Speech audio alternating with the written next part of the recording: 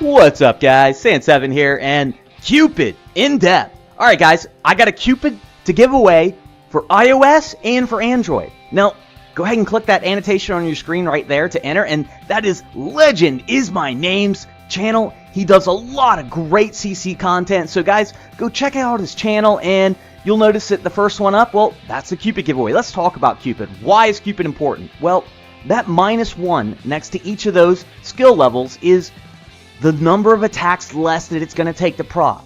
So you can see at 1 of 9, right, when you get Cupid, then the key skill levels to get it to 4 of 9, 7 of 9, and then of course 9 of 9. What else does Cupid do? Well, my Pumpkin Duke's 3 of 5. Spirit Mage 4 of 5. Druid 3 of 5. What my Cupid at 5 of 5 Revitalize does is it makes them all 5 of 5 heroes.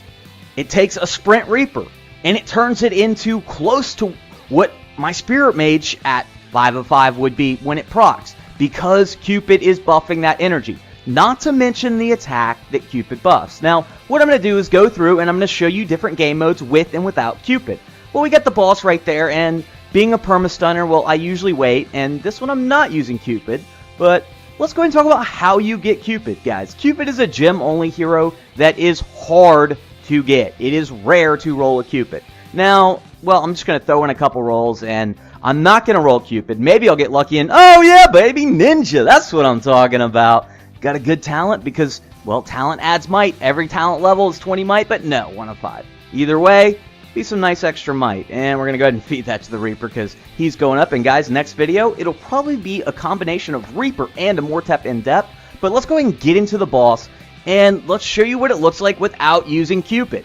Now, what I have to do is time it so I can get all the stuns off, and yes, it is an executioner, guys. He can be used because he does stun, but, well, I don't have his skill leveled up. And in this series, what I'll do is I'll probably also go into heroes like the executioner, and there's and heroes that are not legends, but can be very useful for the boss in getting a perma-stun.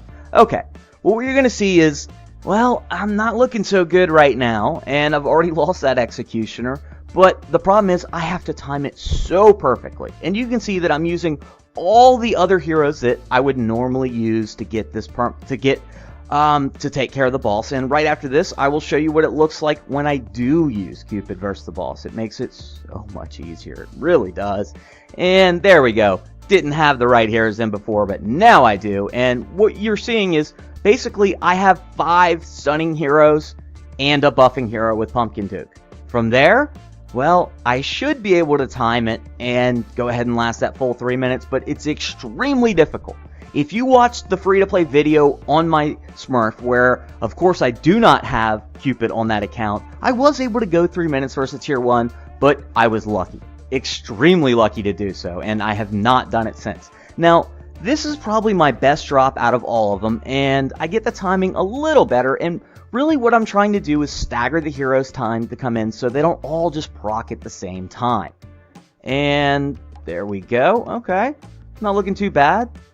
And there goes. Minutes are not look. Okay, never mind. Maybe that's not the best one. Well, we got some more time. We're going to go ahead and drop and continue to try this. Now, this is why Cupid is so vital for the boss. It just makes things so much easier. You're going to do so much more damage. And so, when it comes to, is Cupid a necessary hero for the boss? Yes, 100%, yes, you want Cupid for the boss. Now, in other game modes, raiding, dungeons, do you need Cupid? Well, we'll find out in a bit when I get to that, because I got gameplay for all of that. Also, Here Be Monsters with and without Cupid, or not with Cupid, but without Cupid, because I think you've seen enough Here Be Monsters with Cupid on my account. Okay, so here's a boss fight with Cupid. Let's see how this looks compared to without. You can see without, I'm hitting, I'm going out, going in. It did 10 million damage. Not so great. Well, this one, here we go. And this is the last boss fight where Tim was in Niggy and Friends. But on this, I just dropped Cupid first. My champ becomes a perfect insta-stunner because, well, he's a 4 of 5 Revite. But with that Cupid, it makes him instantly 5 of 5. And we're going to go ahead and just speed this up in just a second. You see that boss is starting to move, but taking Cupid, getting time to rev up. Now, what are good talents for Cupid? Obviously, 5 of 5 Revitalize is the talent I recommend. It is a talent that can save you thousands of dollars on talent rolls if you plan on making a run in the arena. Because like I said, what 5 of 5 does is it turns all those 3 of 5, 4 of 5 Revite heroes into 5 of 5 Revite heroes, as long as you're running in the same lane.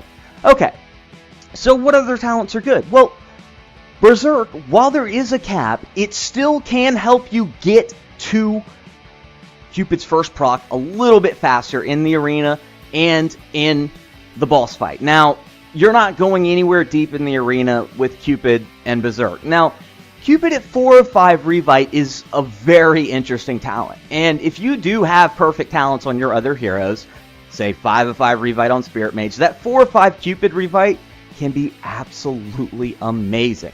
Now, I don't suggest talents that are for dungeons, that are for raiding, because it's just not needed. Here's a run without Cupid, and what you're going to see is this is my speed run line. And it's still going to be rather quick not using Cupid, but not as quick. You can see it's going to end at, well, about 15 seconds. Now let's run it with Cupid, and I'm going to drop it here and just run 5 heroes to just show you that Cupid's buff is going to make Pumpkin Duke stack more, and boom. Minotaur, when he procs, it's just dead because Pumpkin's got a double stack with Cupid's damage stack on top of it, and it just sends it. Well, let's go into the arena, and let's just take a look at a couple defensive challenges here. And what you're going to see is, well, when Cupid procs, that means my entire team procs. That's huge. Well, here we got the next one. And what you're going to see again is everybody procs at once, and that just means game over. That's what Cupid does in the arena. Now let's take a look at an open lane. And in an open lane, my Minotaur is 5 of 5, but, well, my Pumpkin Duke, my Druid, my Spirit Mage, they're all at 4, but look at that. First attack for Pumpkin Duke, boom, he's proccing, it's going to be game over. All right, well, let's go ahead and try it. We're going to run a match, and we're not going to use Cupid. Let's see how we do. And let's go ahead and get Minotaur in there, make sure he's all the way up front. You got to make sure to get that placement correct, because that middle lane is a bit longer than the bottom lane, and everybody runs low, and we're going to go ahead and skip that Cupid and see how we do. Because even with Cupid, if my Minotaur doesn't proc first, it's going to be a loss anyway. So let's make sure to get that first stun in with Minotaur, and, well, can we win without Cupid? Did get the stun in. All right, well, Spirit Mage is proccing, Reaper's proccing, but not only am I missing the damage, but, well, I'm just dying because I don't have the additional buff of damage and the proc timing. It's just all off. Druid's not getting that energetic buff at the same time. Now let's go ahead and put Cupid in there and let's see what happens. Got the open lane again. Just got to make sure I stun first, and we should be good. And do we get the stun? Do we get the stun? Yeah, baby! Get the stun, and there it is. You can see that, well, getting all those buffs, and then all their heroes are dead because that second proc comes so much quicker because of Cupid. Now that's when that 4 or 5 Cupid with a 5 of 5 Spirit Mage, you're getting a double proc, and when I mean a double proc, it's 2 attacks, 2 procs. We got one more turn, and we're going to go ahead and run in the bottom lane because I know I'm going to run into someone because no one uses any other defensive strategy. Okay, yeah. Ramble over. And there we go. We get the stun, and from there, because Cupid goes off, they just die, going through them like butter.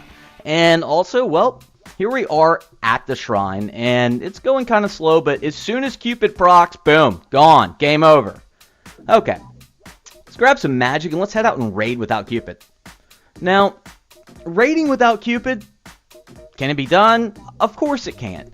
When it comes to raiding in dungeons, Cupid, you know, it's not a vital hero. It helps. Cupid definitely does help, but you can live without Cupid. It's not a big deal. It's not like losing Minotaur or Spirit Mage, which those two are just incredibly valuable for raiding. Now, I had a little bit of sloppy magic placement, and I did lose Pumpkin Duke, but having Cupid in instead of Thunder Gun, I'd probably save my Pumpkin Duke there, but let's just go ahead and take a raid. In this one, I just, first raid in, I just dropped the heroes wherever I could and drop Frenzy, and I'm just going to walk away. Because with Cupid in, it just makes things easier, guys. It's not needed. You got to be a little more strategic without Cupid, but with Cupid, well, game over. I'm going to do a Here Be Monsters without Cupid, and I need to test this more because with I usually have, you know, I struggle a bit. And I am beating it more than 90% of the time, luckily. So I want to see what it does without Cupid, because this round I'm running without Cupid, and it's making me think, do I really need Cupid? And we get the spawn on I2 right in that same spot, and the trouble there is Spirit Mage is going to take all the aggro, and come on, save Spirit Mage, come on, there's the heal. The thing that Cupid's going to do in HBM to help you out, it's going to get to your Druid's heal quicker for the second time, because Cupid buffs that energy on Druid, getting to that proc in 3 less attacks at 7 of 9. So 3 less attacks, guys, at 7 of 9. That's huge.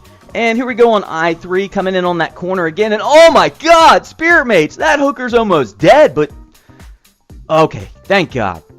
On the side, Druid's right there full. Druid's going to go ahead and give that heal to Spirit Mage, which is a very much needed one. And heal, and oh no, she's out of range. What is going on?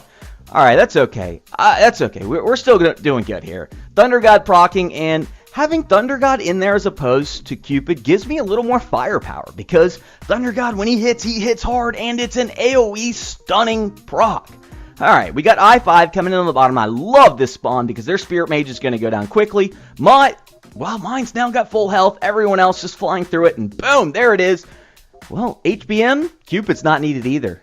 So that's it for this one, guys. Till the next one, Sand7 out.